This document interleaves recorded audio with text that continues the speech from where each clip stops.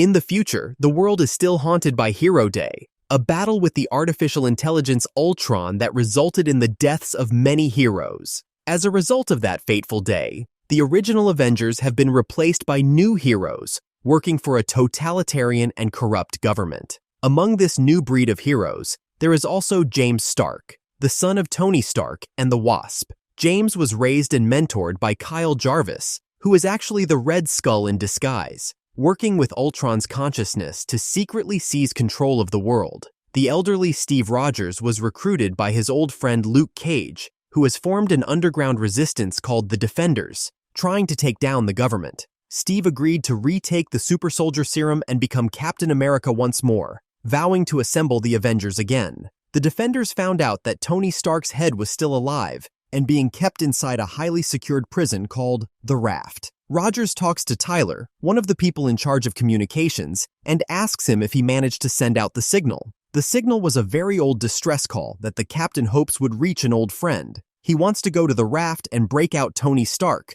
but the prison is in the middle of the East River, and he needs a specialist who can override the security. Inside the prison, James was talking to his father, saying he made an armor for himself. He takes pride in the fact that he made the suit all by himself, without his father's help, and unlike his father and mother who were just fighting bad guys, he is actually saving the world and keeping it safe. Captain America and Tyler fly towards the prison using an old airplane from the original Avengers. The plane was designed and built by Tony, and even though it was now several decades old, the technology he used to build it was ahead of its time. They arrive on the island undetected and park the airplane on the side of the prison, praying that the rain was enough to help them blend in. Tyler gets to work and opens the doors, but the captain enters alone, saying it's too dangerous to take him along. This place used to be a high-security prison for those who let their powers corrupt them, for the villains they used to put away time and time again. But now, in a world without heroes,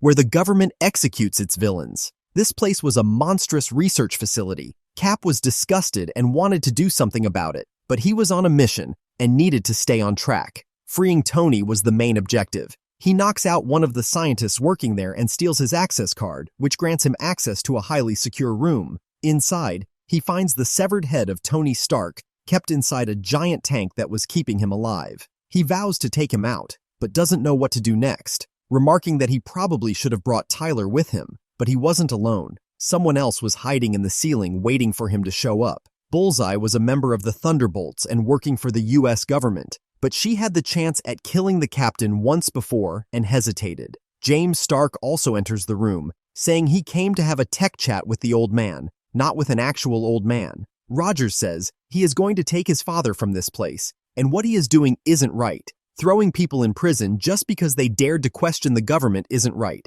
James was pissed and said he was calling the Avengers to take him down, but that's when Bullseye heard enough and shot him in the shoulder with an arrow. She just put an arrow in the richest man in the world, and the captain asks her why she is helping him, but she had no answer. Rogers takes Tony's head from inside the tank and wants to leave, but James sounded the alarm. Bullseye shoots him again, this time in the other shoulder, saying that she memorized the layout of this place and asks the captain to follow her. The moment they open the doors, two soldiers jump them, but Bullseye quickly deals with them and the two continue their escape. On their way out, they pass one of the rooms, and the captain sees something inside that belongs to him. His shield was being kept here, and he immediately grabs it, using it to deal with another wave of soldiers. However, James equipped his armor and was waiting for them outside, saying they are definitely coming with him, dead or alive. Tyler shoots him from behind using the airplane, but the attack did nothing to damage the suit, and James retaliates by crashing down the plane. The captain rushes towards the plane and uses his shield to break the window, and then grabs Tyler and pulls him outside. Steve says that nobody is going to die today, not while Captain America lives, and he kept that promise. He saves Tyler from the burning plane, leaving James in shock, who complimented his moves. James started flying towards the sky at incredible speed, prompting Bullseye to say that he was running away, but the captain knew better and tells her to run away, moments before James dropped from the sky, destroying part of the outdoor ramp and causing a massive crater. The impact was so great that part of the island began to collapse on itself, but the captain and Bullseye still tried to save the soldiers. James says this is ridiculous, the past trying to fight the future, but the captain says he is wrong, he is fighting for the future. The two of them began to fight, But James's armor was very powerful, and he even wondered why he hesitated to use it for so long. The captain begged James to save the soldiers that were about to drown, but he didn't care, saying that people die anyway, and he only cared about his father's head.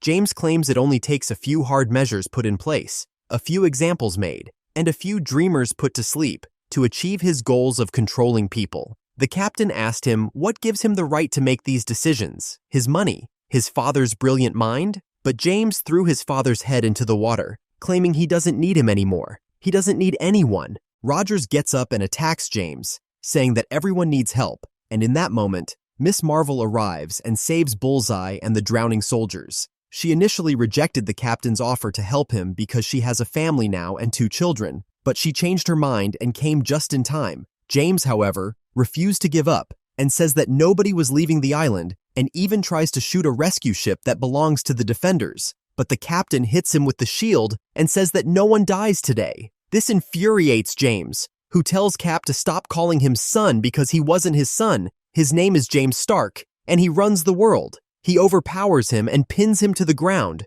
preparing to kill him. But out of nowhere, a powerful lightning strike hits James from the sky, and he falls down on his knees. At long last, Captain America's distress call that Tyler sent out had reached its destination, and Thor, the king of Asgard, responded and came to Earth. Thor says he hasn't seen the captain in a long time and asks if they should assemble.